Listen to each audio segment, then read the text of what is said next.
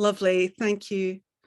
So now it's time for us to start. So let me welcome Annick, who you'll have guessed is also known as Anya, and our guest readers for tonight. So joining us are the brilliant Sarah Connor, Lynn Valentine, and Ankh Spice, and I'll also read for you. Anya's guest will read one of her poems from St. Eisenberg and the Sunshine Bus after their sets, and Anya will also read one of her guests' poems after her own readings. So it will be an event of beautiful word sharing loveliness, basically.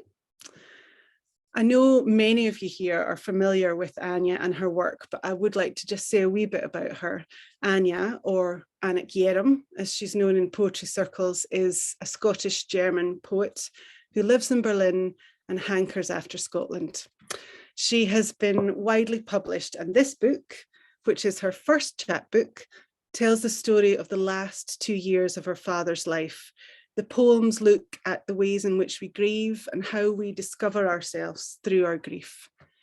Poet and writer Rona Green was just one of many to endorse this book, and she said, "It is a beautiful lament, a heartbreakingly tender keening that transcends any tangled fragility of the past as the author navigates her way beyond loss and grief with gifted words in a unique language of otter-shaped love."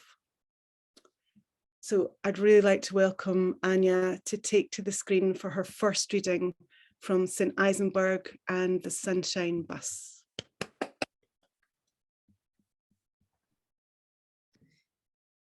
Hello. I've actually had to write this all down because I knew that I would probably lose the thread, because I'm so happy to see you all. So hello and welcome to all of you who are joining us here today.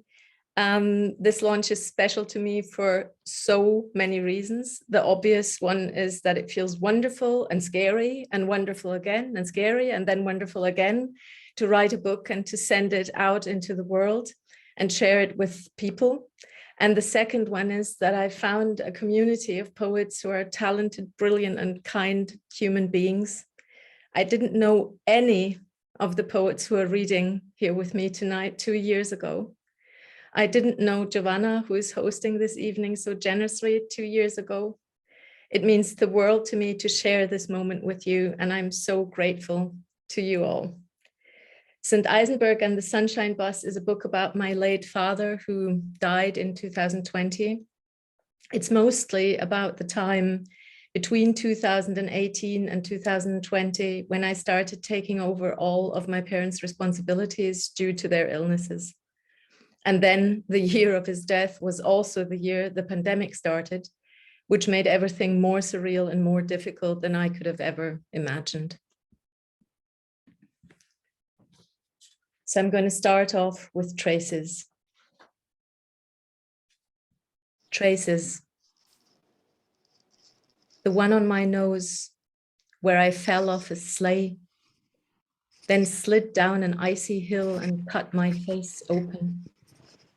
The one on my upper thigh where I fell off my bed onto a tambourine and a bell burrowed itself into my leg. The one on my chin where the neighbor's Dalmatian, whose name was Moritz, saw a German shepherd on the other side and dragged me across the road. The one on my upper lip where my friend's baby pulled on the cast iron pagoda in our living room and smashed it into my mouth. The ones on my belly where they cut and prodded again and again. I have no words for those. The one on my back where they made me Titan girl, and one of my superpowers was to tie my own shoelaces after a month. The ones where you died long before you died, and I was your witness.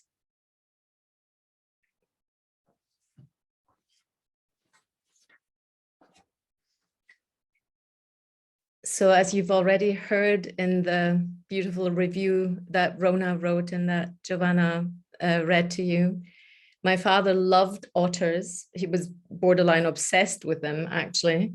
And you will find otters again and again in the book because of that. He had Parkinson's and dementia mixed with hallucinations, which made it difficult to communicate with him in the last years of his life. But sometimes we found a way, and I could see glimpses of who he was. I read somewhere that when someone dies with dementia, you have to start to reconstruct them after their death, put all the pieces back together and remember them for who they were before. This is what I've tried to do with this book. Look at what happened without forgetting who he was before. This poem is part of 3 poems that are called A Remembrance. This one is What I Know. What I know. My daughter has chestnut eyes and seaweed hair. She is 5 or 10 or 50. I hold whole worlds inside my stitched up head. Otters, riddles, my collected lifetimes. Today I woke up singing. So much more that I could do right now. So much less.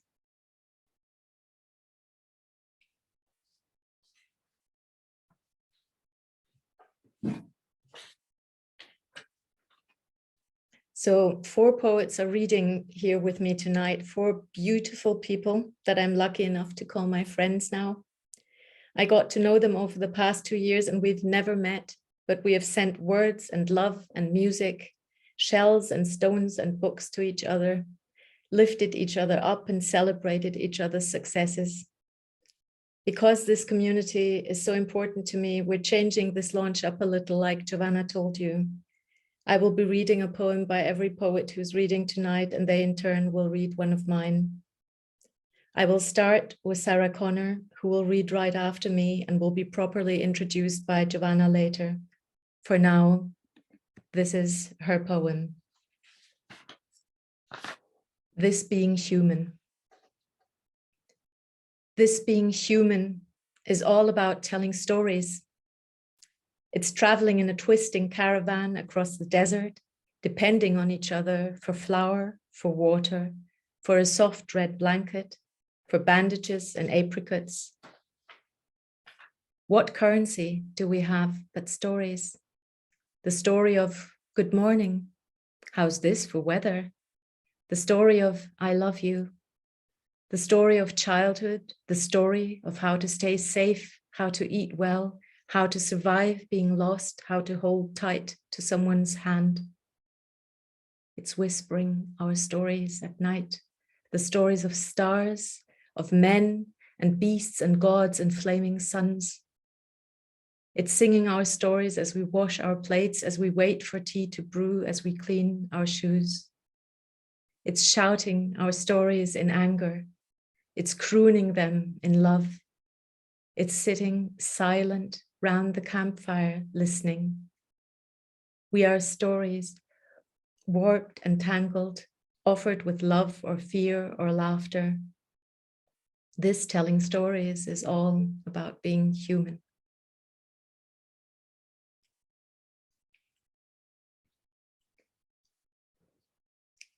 The next poem is by Lynn Valentine, one of my Scottish poet friends who, like me, has wonderful dogs, so we chose dog poems for you tonight.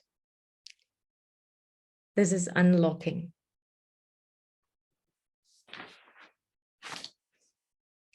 Never a dreaming sleep or sleep at all now. Instead, the fumble and fuss of opening the door at 3 a.m., being surprised by April snow, while the old black dog circles the lawn, his blind eyes focused on younger days patrolling the farm. He takes his time to make sure that the house is filled with a good raw draft and the moon with it, until all the rooms roll to the luster of light, the affirmation of cold. How can you sleep in these bleached hours, this porous night? The door left open.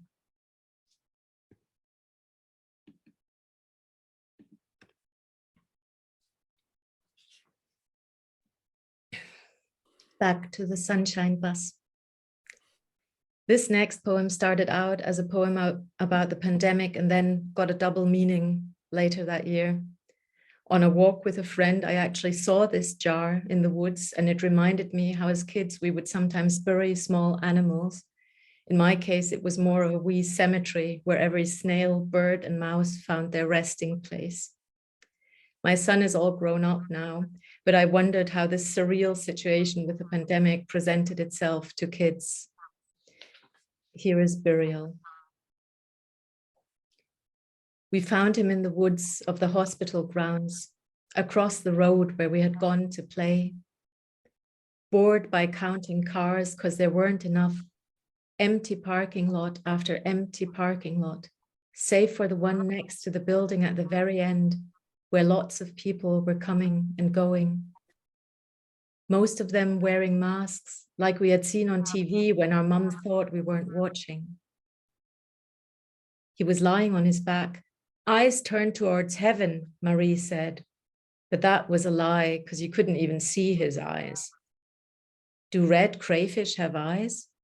I really don't know. Someone had put him in an open jar in the middle of the woods, had put some grass in that jar, a feather, a soft bed. He was lying there all still and shiny, and we felt sad for him, so we sang a song and cried a little and did what we had seen the grown-ups do. We dug a hole with our hands, lowered him into it, and said goodbye with a handful of dirt, grass, and a prayer.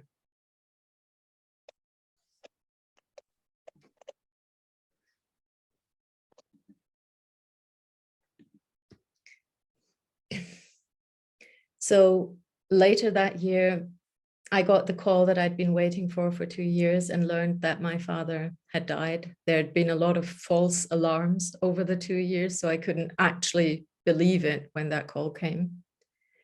My partner and I drove down to where he lived, which is 600 kilometers from where I live. It was the strangest and longest drive ever. End of July, but the first half of the drive, it was so cold that I was shivering in the car. Then it got hot. Then there was thunder and lightning. I remember saying to Andreas, this is him, isn't it? I could see my father making the thunder and lightning as a last hurrah. On the way, we passed Eisenberg, which is a place in Thüringen. And I misread a sign reading St. Eisenberg instead of Sanit Eisenberg, which is a firm in Eisenberg in Thüringen. And then, of course, there was a sunshine bus, a tourist bus from Poland, which turned up out of the blue. Even later that year, the signs continued when a robin accompanied me on our holiday in Denmark, right up to the day when I scattered the rest of the ashes into the sea there. After that, it was gone. This is St. Eisenberg and the sunshine bus. I'm sure now that you were sending me signs.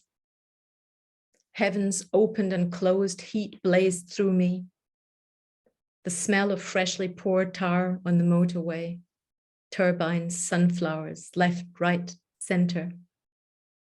We stopped for a break near parched woods, found raspberry gifts, barley spikelets, wispy and gleaming like fairy hair.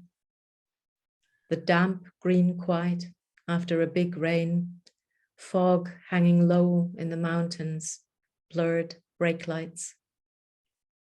Midway, I lay down in a parking lot, crying on my dog's blanket, trying to make sense of what we were doing.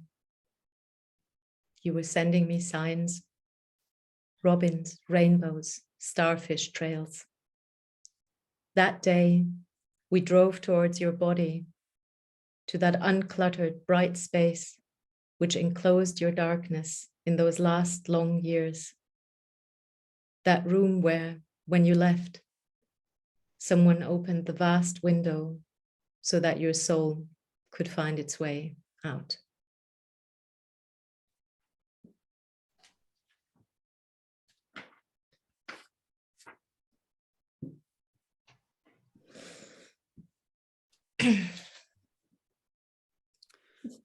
Anya, thank you so much. That was absolutely beautiful. There's a magic in how you read, Anya.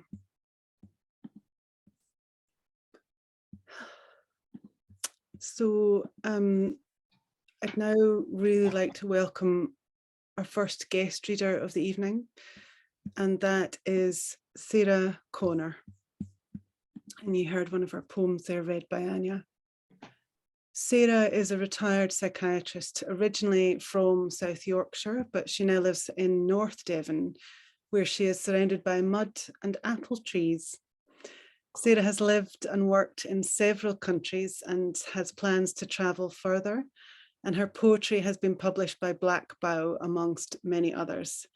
Sarah was nominated for the Pushcart Prize by Black Bough Poetry in 2021, and she runs a poetry advent calendar on her blog. And I would really encourage you to visit that blog, as you'll find more of her brilliant work on there. Let's welcome Sarah.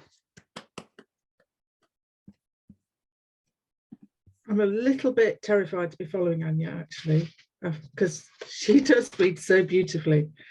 And she's left me a bit wobbly, but here we go. This first poem is called, I'm not very good at titles, actually. This first poem is called Polar Bear in Melting Ice. So maybe I'm the bear, and the fear I see is my fear, and the bewilderment is mine, as if I'm swimming hard in a dissolving world where all those age-old certainties are melting, that the world is good, that I am good, that this place is bountiful and beautiful and bottomless.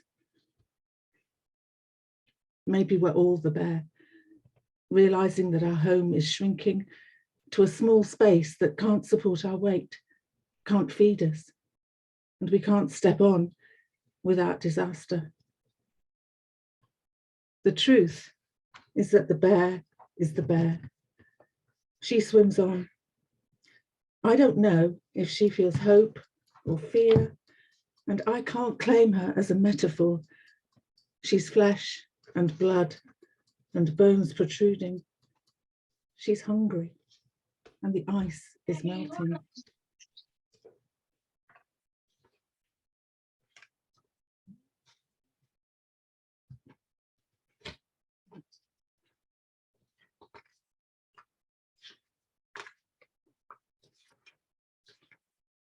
The next poem. Sarah, can yeah? I be really rude and just interrupt a second? Could I just ask everyone to check that you're muted? Because I think we had a little bit of interference at the end there. Thank you. Sorry, Sarah, please. No, that's fine. This next poem is one that Anya chose, actually, because my first choice was a bit scratchy, and I think she was probably right. This is called Things the Wild Taught Me. Shh. There is no mother here. You are not cradled in love.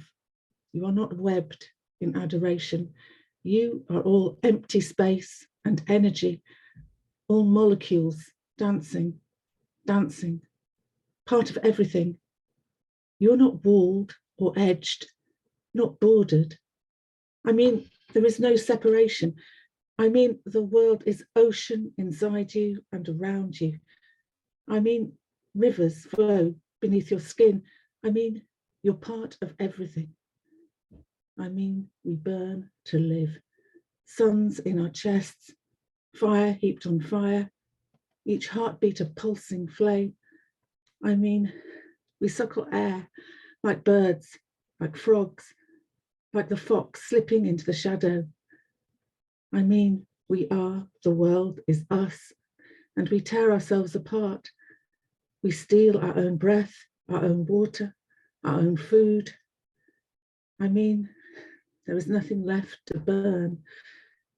I mean, we are the world.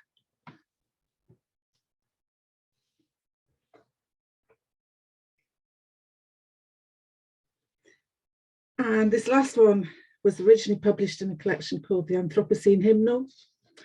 It's called A Poem for Sherry, but tonight I'm renaming it A Poem for Anya, because it's about that kind of connection that you make with somebody through this weird social media world. Hard to think about gifts, and then the starlings come, scattered like letters on a page, moving like words forming phrases. The rustle of pages. Hard to think about gifts, and then your words, like birds coming, carrying weather on their wings. The change of season, the slow roll from winter into spring. The migration of birds is an act of hope.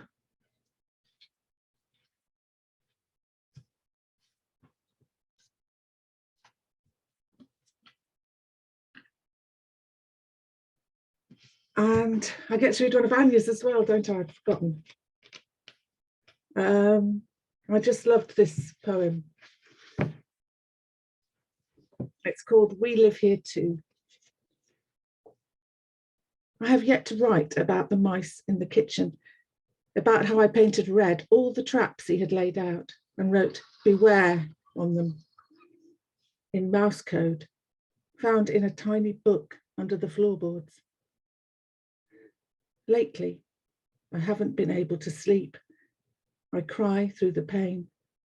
I cry for the world. I cry for the mice and for everything that breaks me.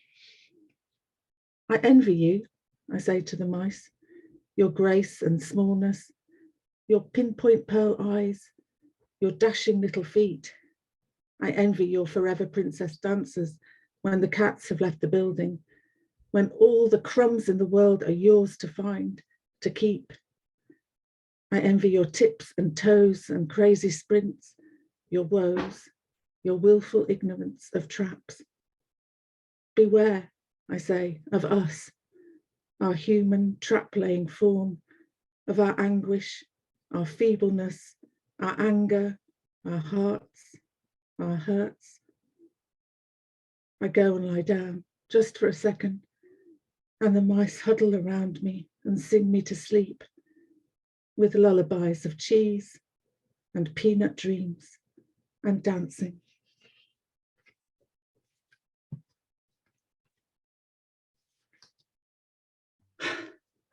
Beautiful, Sarah. Thank you so much. Thank you. Gorgeous readings. And those rivers under the skin will stay with me. Thank you. Our next guest tonight is Lynn Valentine. And Lynn lives in the Scottish Highlands with a mountain for a neighbour. Her debut collection, Life's Stink and Honey, was published this year by Cinnamon Press after she won the Cinnamon Literature Award. Lynn Scott's language pamphlet, A Glimmer of Stars, was published by Hedgehog Poetry Press last year after she won their dialect competition, and she is currently being mentored by the poet Niall Campbell after she won a place on the inaugural Roddy Lumsden Memorial Mentoring Scheme. Lynn, we're really happy to have you with us tonight. Gosh, I'm absolutely thrilled to be here. I'm a little bit of a late stand-in for Damien Donnelly, who couldn't make it tonight, and I'm so delighted to be his stand-in. I'm going to start the first poem. I know Damien's got a lot of poems about Paris, so I thought I'd choose a poem that mentions Paris, but it's actually about Harris in the Outer Hebrides. But that's a wee nod to Damien there. It's called April in Harris. Bog soaked on Cleasham, joking about lightning, we're the highest beings in the Outer Hebrides. Not Paris, this. Our jacket's not the latest in French chic, but suited to sitting on a hill, sharing a piece. Would you rather sip a brandy under a striped awning shade of a Parisian cafe, or feel the warmth of Heinz cream of tomato on your chapped lips? And the pedestrians are crows and hares, beetles, an eagle if we're blessed. And the sun comes out for just a turn. and the lochans line up, an emerald necklace fit for a lover, and the land ripens with gold-soaked light. Cold air hangs between us. We drink and drink. Thank you. Anya's book is such a beautiful tribute to her father, to her late father.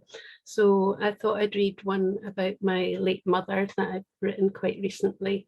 She was in hospice for a wee while, and then she came home and spent her last wee while at home being nursed mainly by my sister Diane. So it's called A Car Draws Up. Those 3 long weeks she went out walking, touring the broken lanes of her childhood, running rows of fragile houses, reconstructing slums from condemnation, low windows, the cracked front step, cooling cinders in the grate, stones pouching her cheeks as she lies in her last bed. She sits in the palace of the forgotten cinema, recites We Are Minors of the ABC, feels her brother's hands in her, though both are nowhere near, blesses them for trying to be good. She is thirsty, so thirsty, but can't find a tap or the dirty river she used to fish in. She rests in a garden of yews, snow hardening. Her mother drives a car past the garden gate. Her mother, like her, who never learned to drive. Her mother breaks. In you get, lass, it's time. And my last poem is a wee nod to Ankh, because it's all about the sea, and it mentions goats as well, the sea goat supreme himself. And it's just a poem about I've got secret ambitions to be a hermit when I'm older, and it's called All That Is Needed. When I am alone, I will turn eastwards to live in a brown house at the edge of the sea. I will inherit storm-cracked apple trees and the wild goats that crop their meals close to the shore where the green boat sleeps. I will eat cheese as fat as the cheeks of the moon and pare the good red apples as thin as fingernails with no one to complain. I will drink sour wine saved from a communion years ago and wash it down with water drawn from somewhere secret. I will not cook and no one will ask me to. I will buy bread from the grocer's van once a week, along with tins that open easily. I will leave the fish alone, unbothered by a hook. And if someone visits accidentally, I will ask that intruder to go. I will watch my face grow pursed and thin in the mirror of the stream, while my hair grows thick as brambles. I will turn pebbles to find precious little. I will stuff my mouth with sun when it's hot, and on cold mornings, I will ask the tide for answers. So this next lovely poem from Anya is written in the voice of her beautiful dog Yogi, who I've yet to meet, but I just long to scratch those ears of his. And it's, yeah, I'll try and do my best dog voice. I'm a bit hoarse with a cold, so it might work a little bit better. It's called She Is. She is the one that needs me. I know because she tells me so. I run and sniff across meadows and rivers. She makes paths for me, always. She says I'm a good boy, and all the tasty things just prove it. This year, she cried a lot into my fur. I'm not complaining, but I want her to know it's no use crying over spilled milk. I can help with that. Dead people, pain. I want her to know she's a good girl. I want her to smell the love, the pea, the flowers.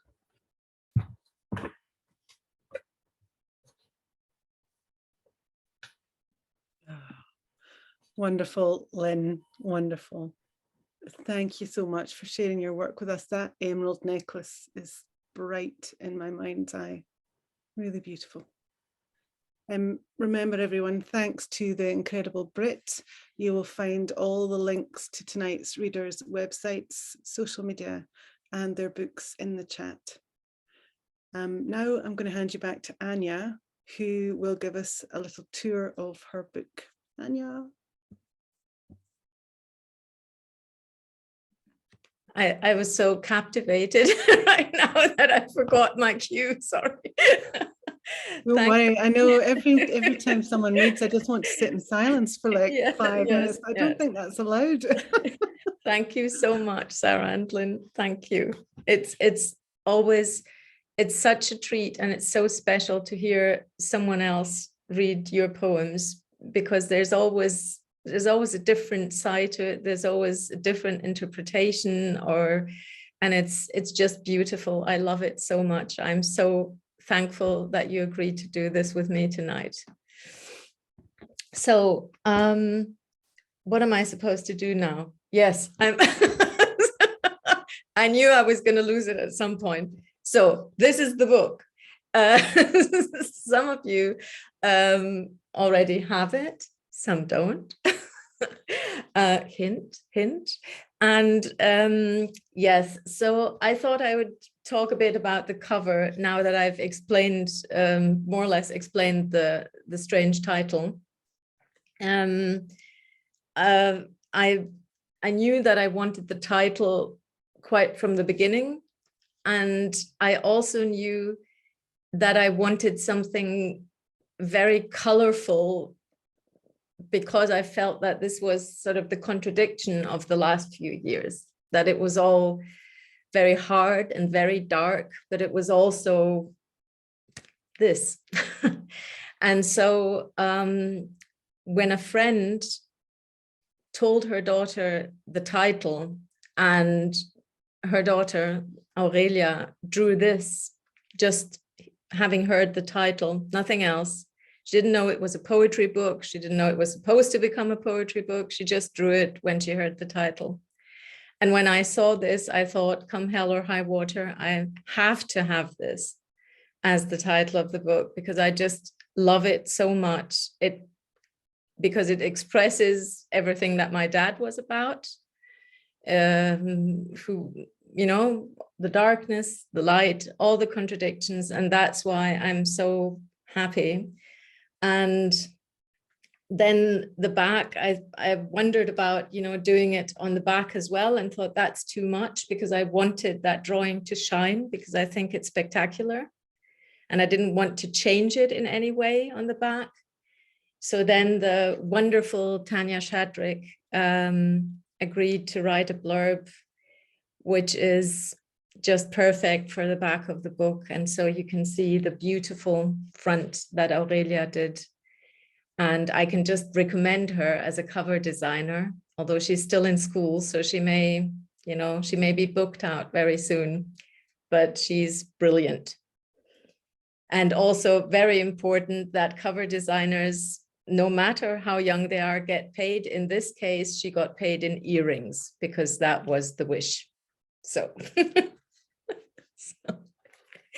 and now I am really happy to introduce Giovanna McKenna, who is hosting this evening tonight. And I honestly do not think I could have done this without her, because she's a lot more organized than I am. And I think she's been quite stressed out by me changing things around and then saying, oh, didn't I say that at the last minute? So I owe her 1, 2, 3, 10 favors, I think, and loads of tunnocks, possibly.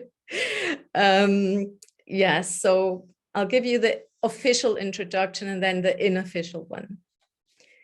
Giovanna McKenna can be found looking at the black bits of life and finding ways to make them shine. She grew up in Scotland's west coast and has built her life around words. Her first poetry collection, How the Heart Can Falter, is now available from the Museum of Loss and Renewal Publishing. Giovanna was Visual Verse's June lead writer and has been recently published by Stanza Canon, Lapidus Scotland, Black Bough, and 9 Pens.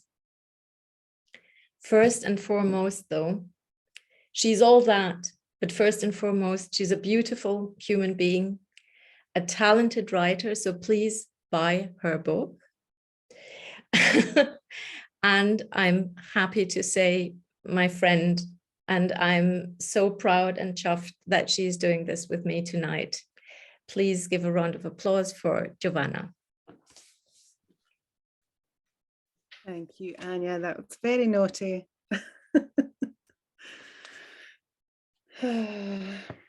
Thank you. So I'm going to read a few poems from my book, How the Heart Can Falter, and my book is about loss and grief and family. So St. Eisenberg and the Sunshine Bus and my work have lots of points of contact. This first poem is about a little trip I made to see a clairvoyant not long after my dad died. It's called Meeting a Medium Who's All Wrong and Also Right. I see you and your slow hand turning, twisting the air with a grip of greying hair, a meditative movement born on reading, in being elsewhere. Long after your death, I went to a stranger's house, a woman whose stairs were littered with doll children, haunting the turns like regret. She said she could see my dead. I didn't believe her, but sat silent as she grasped for the edges of my life, misread me as convention, flicked over the chaos of my childhood days, while her hand twisted the air, unknowingly turning a lock of her perfectly coiffed hair. The action bringing you back to me in that charlatan space. I recognized your wry smile in the lift and turn of her ignorant hand.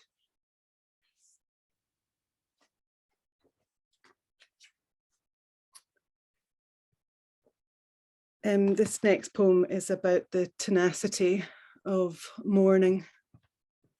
It's called Grief Stains. Your body may no longer be here, but you have not left. Echoes of you live with us. There are shades of you in my morning mirror, the fill of your foot in my shoes, your lonely note, long played, repeated now by my own tongue. We talk often and squabble in a voice that sounds like one but comes with both our histories, and still you refuse to release your place in a time that should be all mine. I have no need to seek you out. We spend nights together in dreamscapes, reliving the year when we knew your life was all but over. You carry on living each time your name erupts from my children's laugh loud lips.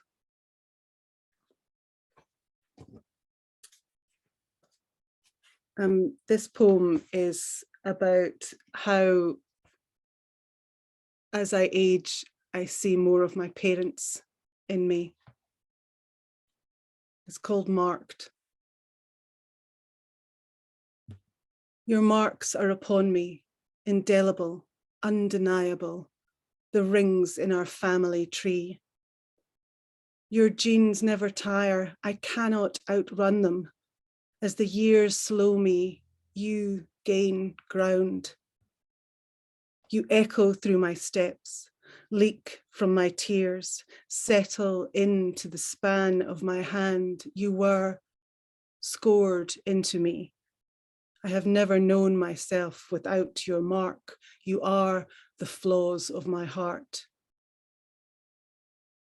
Age weathers me, washing away my features, revealing that I am more of you than I am myself. I assemble my scraps around your cores. There is not enough to fill the gaps. What else that was yours is mine? Do you hide in my organs? Will I live your slow, hidden end? You are gone, but all present. There is no escape from a voice, a look, a failing that belongs to us both.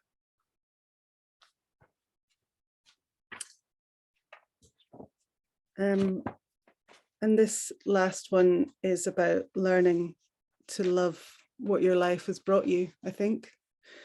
It's called Remade. We are patched and stitched and ruffled. Once whole, unbroken, life takes us slowly in its scissor hands and snips, snips, snips.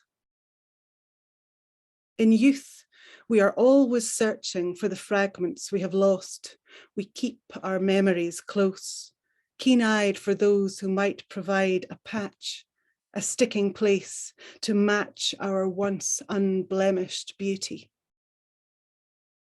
Aging, we learn to lick our own wounds. We nurture our scars, follow their progress from bleeding to ugly to simply us. We are enabled of a mirror that gives glory to our ripped up, remade selves. We marvel at our rough sewn seams and look kindly on the young. And now it is my truly enormous pleasure to read from this beauty.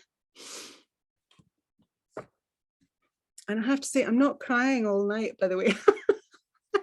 I've got really something in my eye, so please don't feel too sorry for me. I'm so delighted to read this poem from St. Eisenberg and the Sunshine Bus. Anya, thank you for letting me do so. This poem is called July 2020 Funeral Otters. Dear A, now is the time to say thank you for all the otter stuff you gave me over the years. As you know, I'm always right, so hear me when I say I've learned so much from you, maybe more than you from me, although I don't quite believe that. The last few years were hard on both of us, but I heard your stories of otters, juggling with rocks while floating, sea otters using tools to break open their food. I always knew they were just as clever as us. You never believed me. Thank you for bringing these presents. The otter postcard from all three of you. My favorite otter shirt, tobacco pipe. I feel like a pharaoh showered with gifts for a safe passage. I left a message for you between the lavender in our garden. In case you don't find it, here's what it says. It's too late for me to be saved, but I would like to be remembered.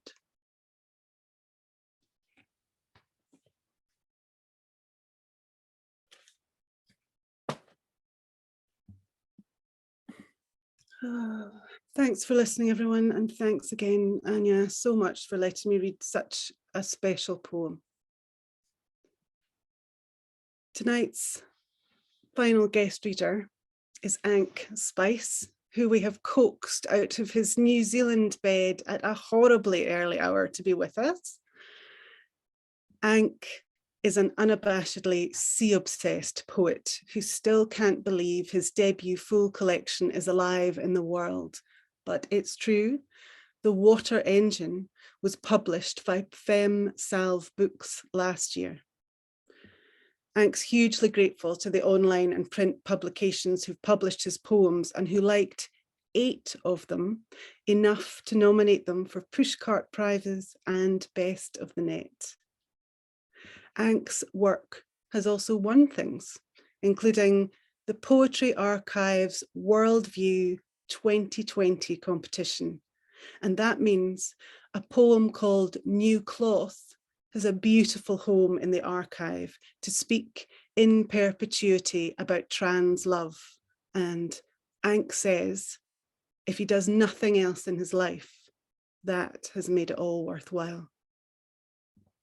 Ankh also has the huge dual privileges of co-editing at Iceflow Press and being a poetry contributing editor at Barron magazine.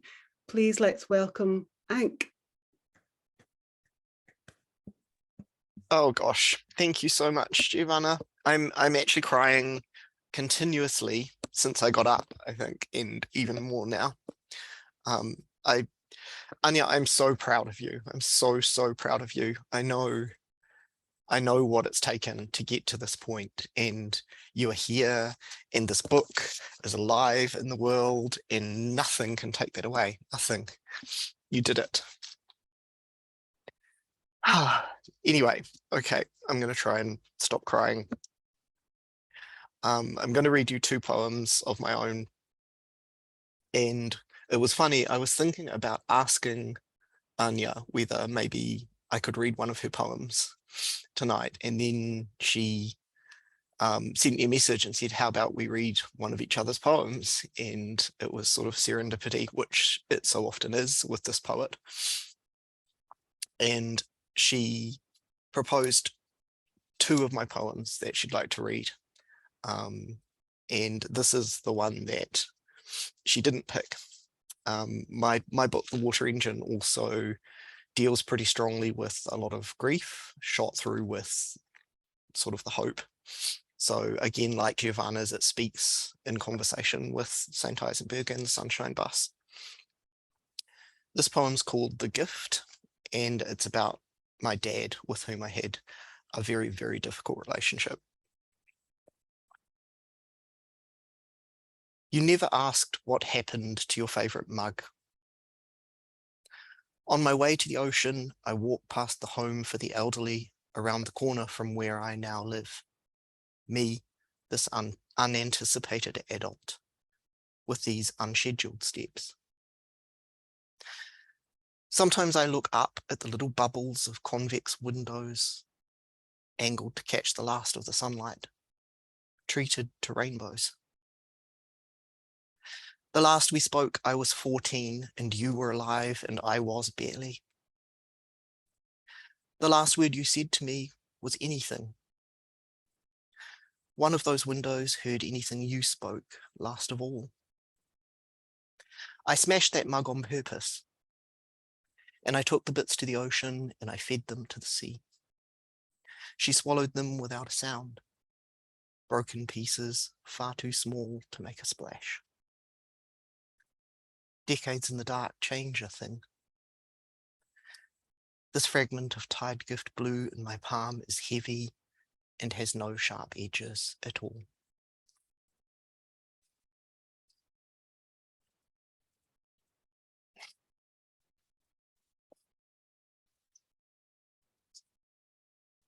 Thanks, everyone.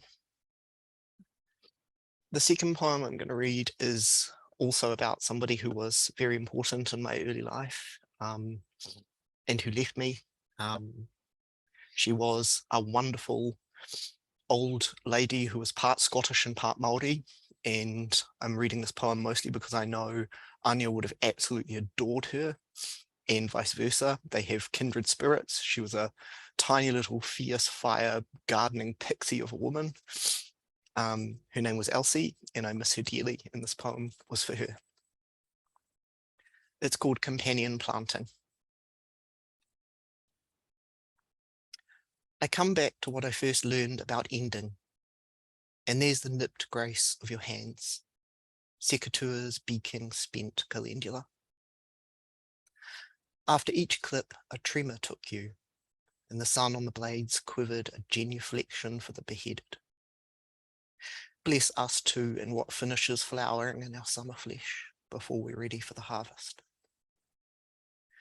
You crossed yourself without ceremony, and I like to think they planted you in that apron, pockets spilling dried seed heads, rattling, begin, begin, begin.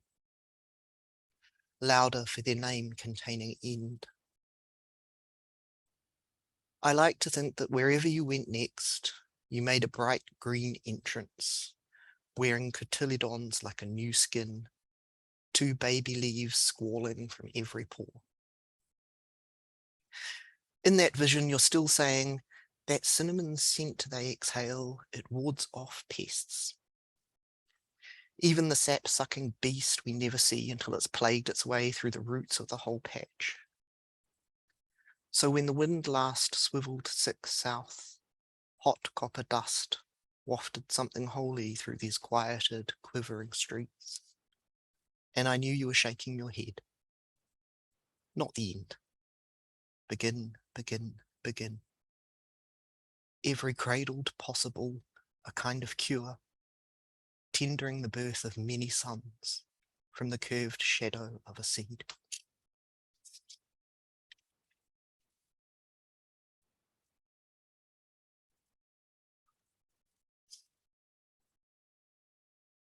Thank you. And Elsie would thank you. She'd absolutely love this. She'd love the sunshine bus. The thing on the sun on the front actually looks like a calendula, and I was so struck by that when I first saw the cover. Now I have the immense privilege of reading one of Anya's own poems. It's called Hospital Reports. 1. The patient fell. 2. The patient fell and split his head on a cupboard in his house. 3. The patient fell and went to visit his wife with a bleeding head. 4. The patient is a danger to others, also to himself. 5. The patient tried to strangle his wife. He thought he was in a fight. 6. The patient believes his daughter is out to get him. 7. The patient fell. He fell again. 8. The patient talked a lot about astronomy. 9. The patient said he was a wreck. 10. The patient fell. He fell again. 11. The patient loved his carers. 12. His daughter knows they loved him back. 13. The patient lost almost everything, but not them, not her.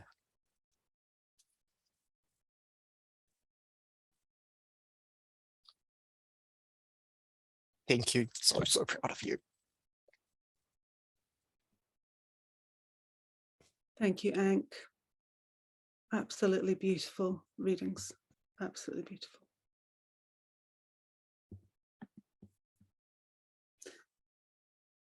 Now, I'm going to make space once again for Anya, and we get to hear her read more of her poems from St. Eisenberg and the Sunshine Bus.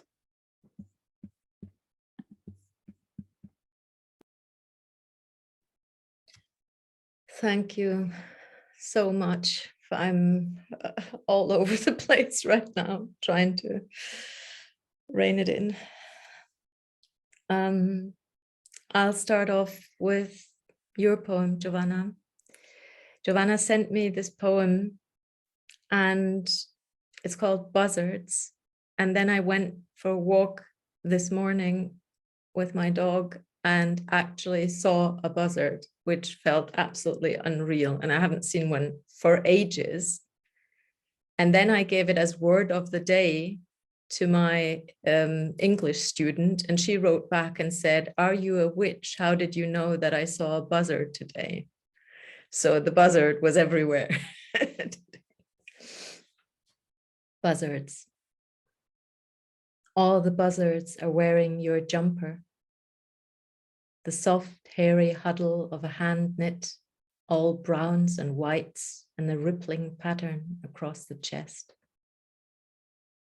I search for the birds as I drive, Skim treetops for their languid circling flight. Keep watch for crow trails forming capes of black behind the hunt's swoop. When I see those quiet forms, roadside and watchful, glimpse the swelling breast, lines of feathers flecked with all the colors of a winter hillside.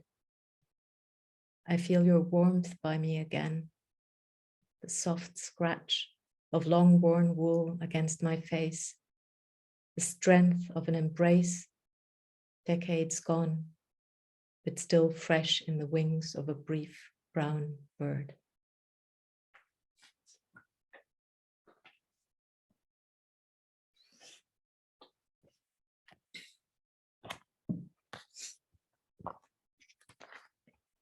So this next poem is a poem by Ankh Spice.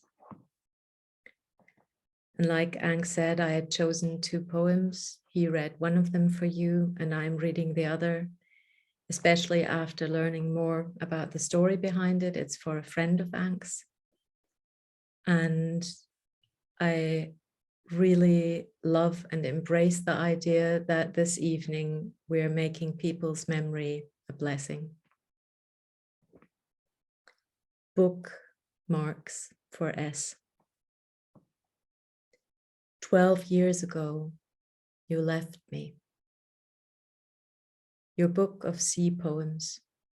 Tonight, in a secret pillow moon of lamplight, I untuck the dog ear on page 4, tender as a shaming, never teased.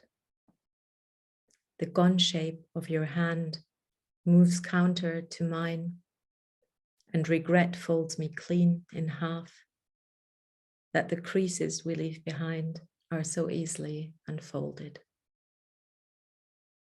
On the day they burned you, I filled your cold palm with tiny shells, tucked closed the fingers that had already marked this page for later.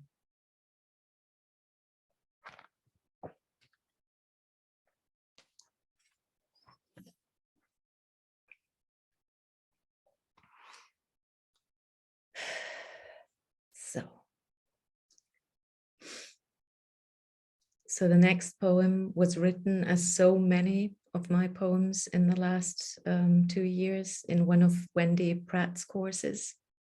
Can highly recommend Wendy, and also Jonathan Davidson, who is here tonight as well. So if you see the opportunity, take the opportunity and take a course with Wendy and with Jonathan. It's definitely worth it. This one is The Heart of the Matter. I never thought about your heart or mine. Now it amazes me. Atria, ventricles exchanging blood, valves separating the two, the endocardium protecting both valves and chambers. I imagine your chambers filled with books, with words, with the heat of arguments, the ghost of them wandering through now foreign corridors. When everything failed, this held you together. It's as simple as that. Your aortic valve just kept your blood flowing in the right direction until it didn't. On the echocardiogram, my heart looks like a Francis Bacon painting, like one of Mark Quinn's self-portraits made out of his own blood. My heartache, my heart sore. It does not look broken. Look, the cardiologist says, how fragile, how tender your heart is, just like you. I step into summer with my bleeding heart, the yearning, breathing loss of yours, and offer it to sparrowed skies.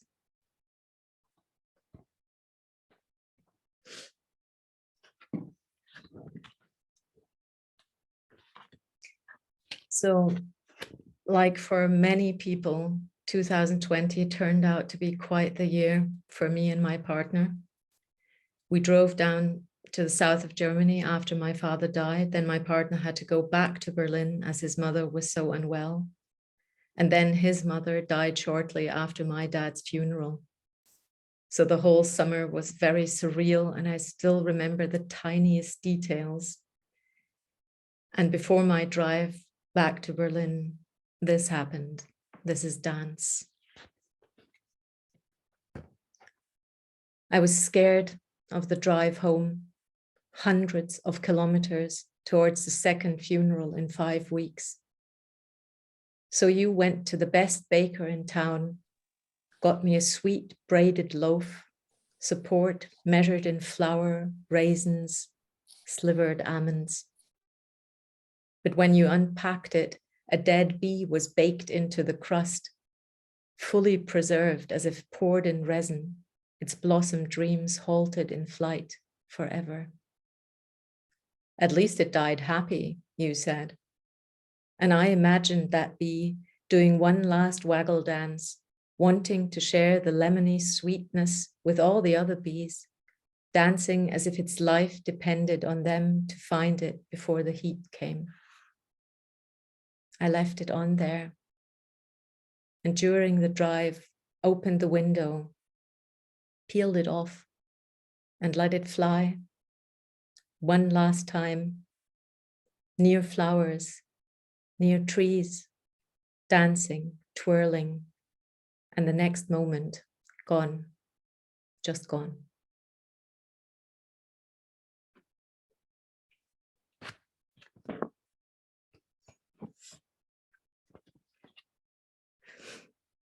So years ago, a friend gave me fairy lights as a present. Between 2018 and 2021, I spent 11 months in my parents' house, clearing it out bit by bit and visiting them in the care home. Some of these stays were during Christmas time, and when I went for walks with my dog in the evenings, there were fairy lights all around the neighborhood, which comforted me a lot because I didn't feel so alone. When Sarah Connor, who also read here today, asked me for a poem for her Advent calendar, this is the one I wrote. I am a firm believer in fairy lights. I am a firm believer in fairy lights, the way they offer a twinkly hope for better days, the way they cut through the fog on winter nights, illuminated landing strips sparkling my walks round the neighborhood, an assembly of wayward, tiny stars. Ages ago, you handed me a small bundle, and on the wrapping paper you had written, "Those dark corners don't stand a chance." I switch them on at night, and every time I remember how good it felt to know that every once in a while, someone will see all your darkness and help you light it up.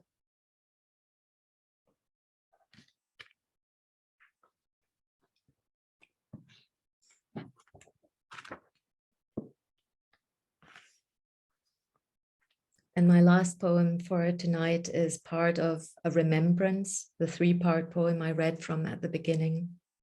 It holds a lot of my memories and also the whole idea that someone is not really gone if you remember them. This always sounds trite, but it is so true. This is the making. Everyone dies, but not everyone dies, right? Take Chopin. You'll see my fingers trace the music on the grand piano darkening our living room. Wish on blossoms during Sakura season. Look at pictures of me in Kumamoto, drunk and happy, writing Tanaka is crazy on a blackboard. Think of us building shacks on the beach, a father-daughter dance of shells and sand and driftwood. I need to remember you. I'm still listening, still here. Look at me. Look at everything I gave you. All the words I collected, all those worlds in the making. Thank you so much.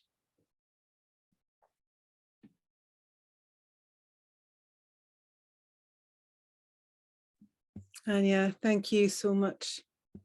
That was just absolutely beautiful. Thank you for bringing us together tonight. And thanks to Sarah and Lynn and Ankh for reading their work to us. This is just a reminder that you will find all the links to tonight's readers' books in the chat. And now it's our chance to hear from you. So if you have any questions, please ask them. If you're feeling shy, you can post your question in the chat. And if you're not shy, just drop your name into the chat and I will invite you to speak.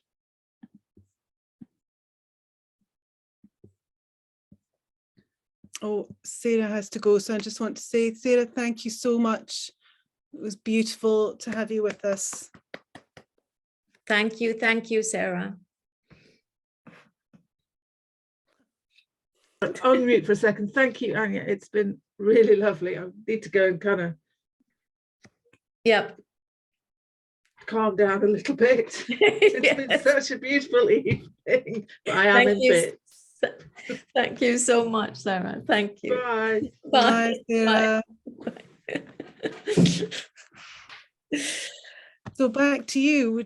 Does anyone have any questions for Anya at all?